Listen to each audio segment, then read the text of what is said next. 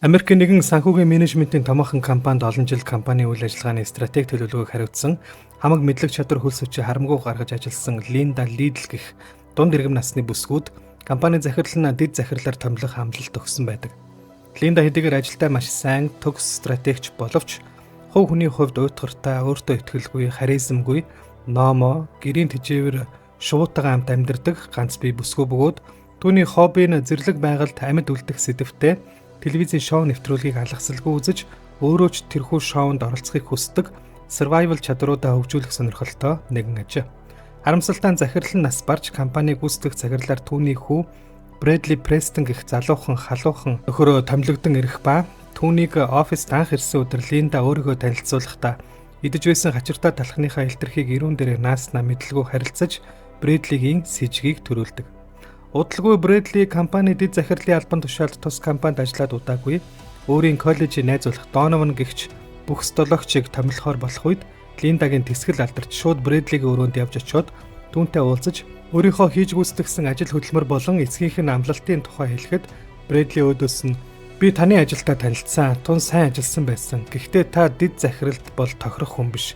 Энэ албан тушаалд олон нийттэй харилцах, бусад компаниудын захирлуудтай уулзаж дундаа орж үнтэй хил амаа олж чаддаг, харилцааны өндөр ур чадвартай, ядчил гольф тоглочихдог тийм хүн тохирно. Тэр нь та биш хэмээн илт доромжилсан өнгө аястай зүйл хэлээд гэхдээ ингэж шууд дайрж орж ирсэн чинь хүчтэй сэтгэл төрүүллээ. Тиймээс надад нэг санал байна. Удахгүй манай компани Тайландын компанитай нэгдэх асуудлыг нэг мөсөн дуусгар болгох хэлэлцээ Бангкокт хийх болно. Тийшээ явах багт нэгдэж хамт яваад шийдэгдээгүй зарим нэг асуудлыг тэнд нь шийдэж чадах юм бол би бодлоо өөрчилж болох юм гэдэг. Линдач түүний саналыг хүлээн авч зөвшөөрөх ба энэ үеэр Брэдлигийн сүт бүсгүй зөөрийн орж ирэн тэд танилцсан. Линда гарч явах үед Брэдли түүнд оффист цэвэр цэмцгэр байдлыг эрхэмлэхийг анхааруулж түүний суудаг хэсгээс муухай хоолны үнэр байнга үнэртдэг талаар ажилчдаас гомдол ирсэн гэдгийг хэлнэ. Ингээд Бангкок нислэх өдөр ирж Брэдли Донован зэрэг компани удирдлагууд Линдагийн хамт тусгай үүргийн нислэгээр замдаа гарцгаана.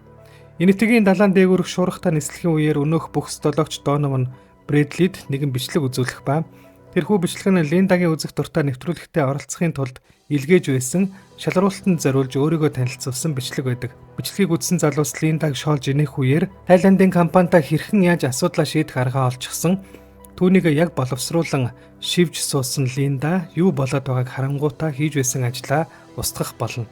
Гэтэл яг тэр үед онгоц агаарын донслохоонд орох ба Линда суудлынхаа бүсийг бүсэлж амждаг. Хормын дотор онгоцны хөдөлгүүр эвдэрч шатан өндрөө алдаж эхэлнэ.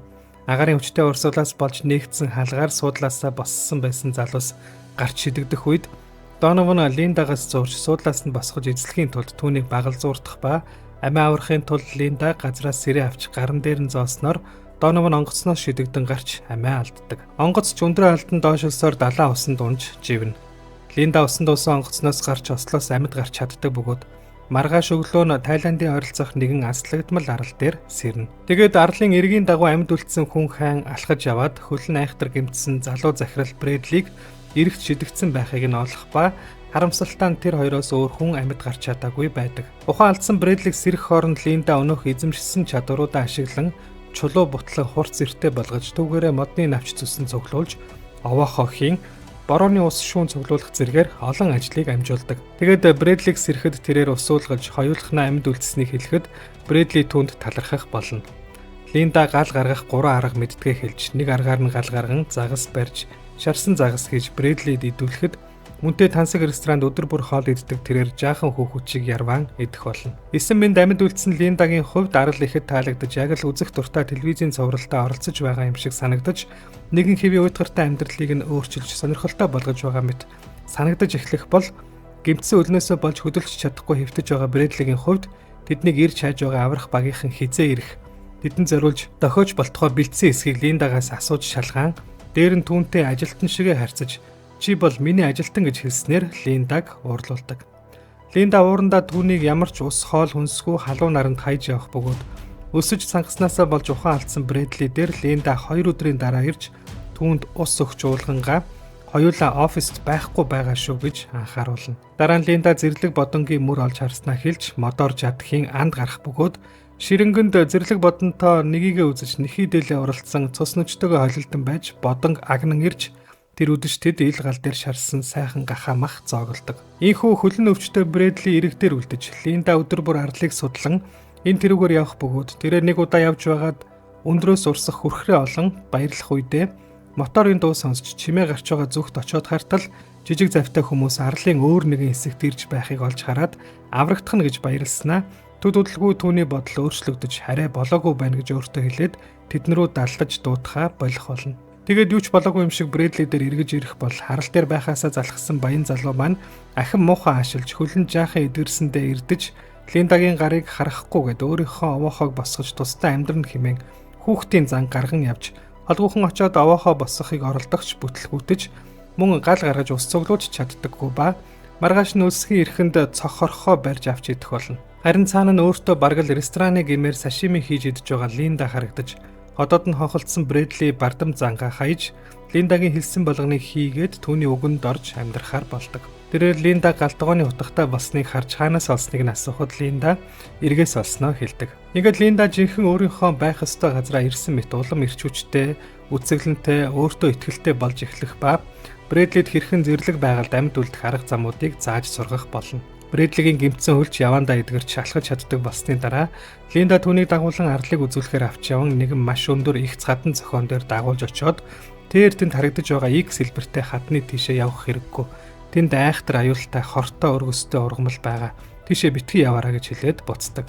Гэтэл эрмэг хэсгийн хад чулуу нурснаас болж Линдаг доошоо унах үед Брэдли түүний гарнаас барьж аван татан гаргаж авардаг. Нэгэн шөнө тэр хоёр Линдагийн жимс эсгэж хийсэн дарсыг ууж халж согтох үедээ өөрсдийнхөө хувийн амьдралын талаар хуваалцаж Брэдли баг байхасаа л компани ажил гээд гэрт үзэгддэггүй эцгээсээ хол өссөн тухайгаа ярьж ээж нь ч мөн хүүтэн хүндий хэрцгий зан ааштай муухай хүн байсныг хэлэхэд дарсанд халсан Линда өмнө нь нөхөртөө байснаа архичин нөхрийнхөө хүчирхийлэлд олон жил тарчилж зовж амьдэрсэн талаараа ярьж нөхөр нь архиух болгондоо машинаа унаад гараад явчихдаг байсан учраас зогтуу жолоо бариулахгүй тулд түлхүүрийг нь үргэлж нуудаг байсан ч хамгийн сүүлийн тэр нэгэн өдөр яагаад ч юм түлхүүрээ нэхэж уурлахад нь цүнхнээсээ машины түлхүүрийг нь гаргаж ирээд ширээн дээр харагдахаар тавьж нөхөр нь түлхүүрээ авч гараад осолд орж амиа алдсан тухай урд өмнө хэнд ч хэлж байгаагүй зүйлийнхээ талаар Брэдлид ярьдаг. Ингээд хэд хоногийн дараа хүчтэй далайн шуурга шуурч тэдний овоохойг нураах бөгөөд тэд өөр газарт шинэ гэр овоохоо барих ажилд орно. Арал дээр Линдагийн ачаар сайхан амьдарч байгаадаа талархах үүднээс Брэдли Линдад зориулж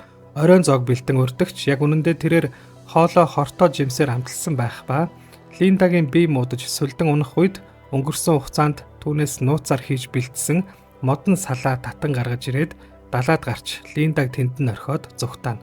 Гэвч ямар ч мэдлэг туршлагагүй Брэдлигийн хийж бэлдсэн модон сал нь далайн хүчтэй давлгаанд хэдийн хэсэг болон бутарч Брэдли ч ус руу унан живхэд Линда түүнийг аварч хэрэг дээр гаргаж ирдэг. Брэдли хортой жимснээс хоолнд маш бага хэмжээгээр хийсэн нь Линдаг амьд үлдээсэн байх ба маргааш нь Линда Брэдлиг уучлсан гэд түүнд бүх биеийн булчин болон мэдрэлийг ажиллагаагүй болгодог хортой шарсан наймаалж өгч идүүлж байгаад миний ажил мэргэжлийн карьер угаасаа дууссан.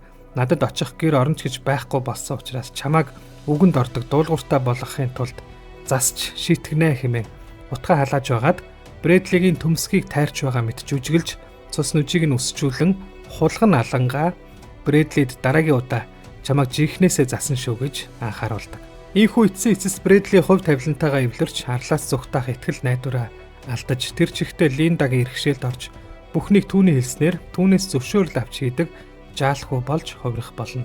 Нэгэн өдөр Линда жимс түүж яваад өмнө нь жижиг зайв харж байсан хэсэгт Брэдлигийн сүт бүсгүй зүүри нэгэн нутгийн далаачинтай хамт жижиг заваар хурч ирэхдээ таарч яалтч үгүй баригддаг бөгөөд тэр хоёрыг Брэдли дээр аваачаар дагуулan явахдаа эрэл хайгуулын баг байгаа эсэх талаараас сун зүүрийг хуваараа хайж байгааг олж мэддэг. Тэгээд өмнө нь өөрөө унахад өгсөн нөгөө их цхадан зохион дээр ирээд гутлаа үдээтгэе та хоёр төрүүлээд явж байгаад тэднийг урдаа гаргахад юу ч мэдэхгүй зүүри нөгөө хэсэг дээр очин норж доошоо унахад өнөөх далаач нь түүний гараас зуурч аван татаж гаргаж дийлдэггүй тул Линдагаас тусламж гуйдаг. Линда хэсэг хугацааны дараа эргэж ирэхдээ нэг л биш болсон байх бөгөөд юу ч хийлгүй би нүвдэж байна гэд хэвтдэг. Линда өвчтөй гэсэн тул Брэдли ганцаараа зэрлэг гахаа агнахаар явж байгаад эргээс амиа алдсан сүд бүсгүнхээ сүм бөгчдөө гарыг олж хараад гашуудан уйлж байгаад юу болсныг таамагласан тэрээр Линда руу хамаг хурдаараа гүйдэг. Гэтэл сүйд бүсгүйг нь хамт явсан далайчны хамт өндөр хаднаас түлхэн унагсан Линда өөдөөс нь ирж явахдаа таарч "Чи түүнийг алсан уу?" гэд сүүн бүгжөө харуулan асуухад Линда "Тэр наашаа ирж явахдаа хаднаас унаад өгчихсэн золгүй явдал байсан юм а. Тэ үннээ хэлсэн ч чамайг надад итгэхгүй байх гэд би хэлээгүй юм" гэхэд Брэдли "Тийм ээ, би чамд итгэхгүй байна" гэд Линдагийн үргэлж ташаандаа зүүж явдаг нөгөө хутгийг авснаа харуулхад Линда хамаг хурдаараа түүнээс зүхтааж Брэдли ч араас нь хөөх болно. Тэд ширэнгэн ойд жинхэнэ гардан тулаанд орж эргчин эмэгчнээ үзэх бөгөөд Брэдли Линдагийн нэг нүдийг бараг бүлтэлж гаргахаа шахах бол Линда түүний хавирга руу хутгалдаг. Брэдли Линдагаас зүхтааж яваад өмнө нь очиж болохгүй шүү хэмээн Линдагийн анхааруулж байсан арлын нөгөө хэсэгт нэгэн гайхалтай тансаг хаус байхыг олж дотор нь ороход тог цахилгаантай хөргөгч нь цэвэр ус хоол хүнсээр дүүрэн байх авч эзэнгүү байдаг. Гэтэл Линда ч араас нь ирж байшингийн цахилгааныг таслах бөгөөд Брэдлиг хяналтын камераар харан түүнтэй үүслээр нь харьцаж байхдаа энэ байшинг нөгөө хутга олсон гэж хэлэх үедээ л олсон гэдгээ хэлж жижиг заваар энд авчирдаг хангамжуудыг идэж ууж энэ байшингаас Брэдлид ховор нандин жимс авчирж өгдөг байснаа хэлж дараа нь буу барин Брэдли рүү анилсоор гарч ирнэ. Тэгтэл Брэдли ахин Линдагаас уучлалт гуйж амь гуйн нус нулимсандаа хойлолдох бөгөөд тэрч бүхэл Линдад хайртай болсноо хэлж түүнтэй энэ арал дээр үүрт хамт амьдрахыг хүсэж байна гэж уйлан дуулан хэлэх үед Линда Брэдлигийн ард байгаа төмөр баримлын нэг ивэр байхгүй байгааг анзаарах бол Брэдли түүн рүү дайрч бууг нь булааж аваад Линдаг буудах гэтэл сумгүй байдаг. Харин Линда хананд өлгөөтэй байсан гольфийн цохиурыг аван Брэдлиг цохиураар зодож амийг нь хөнөөх болно. Нэг жилийн дараа Линда хэдийнэ арлаас аврагдаж Америкт очин хуучин компанийнхаа хяналтыг булааж авсан амжилттай баян бизнес эрхлэгч эмэгтэй болсон байх ба тэрхүү онгоцны ослоос цор ганцаараа амьд гарсан талаараа бичсэн түүний бестселлер номоор удахгүй Холливуудад кино хийхээр болсон талаараа ярилцлага өгч бүх оддын гольфийн тэмцээнд оролцож тасаг загварын үнэтэй машин жолоодон явснаар кино өндөрлөнө. Уг киног 2019 онд Sony компани хийнэ гэдгээ зарлж байсан ч дэлхийг хамарсан ковидын цар тахалд эгдсэний дараа Sony компани киног өөрийн стриминг үйлчилгээгээр цацхыг хүссэн боловч найруулагч Сэм Райми эрс эсэргүүцэж кино төслийг нэлээд хэдэн жил дарж хүлээж байгаад 2024 онд 20 дугаар 100 кино компанид кино театруудаар нээж гаргах нөхцлөөр худалдаж байжээ. Найруулагчийн киногоо олон жил дарж хадгалсан энэхүү бодлого шийдвэрч үр дүнгээ өгч нээлттэй хийсэн ердөө эхний 2 өдрийн дотор киног бүтээсэн 40 сая долларын нийт өртөг зардлынхаа 70% буцааж олсон бол яг одоогийн байдлаар 54 сая долларын орлогыг олцоход байгаа юм. Киноны үйл явдал ирээдүйд буюу 2026 оны сүүлээр өрнөдөг байна. Үүний учир нь киноны эхэнд Линдагийн ширээн дээрх Хуан Ли дээр 2026 оны 10 дугаар сарыг заасан байдагтай холбоотой.